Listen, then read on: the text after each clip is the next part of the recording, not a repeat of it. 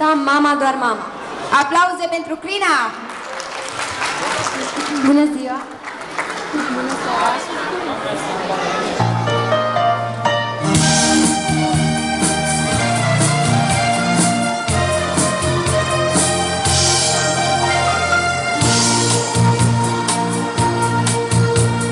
Ochii cei mai dragi din lume, care sunt făcuți anume să ne dea lumina lor, parcă-i ruptă dintr-un soare.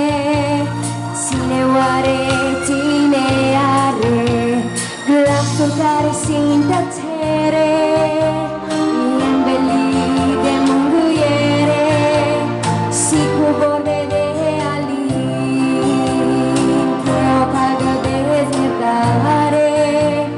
cine oare, cine are?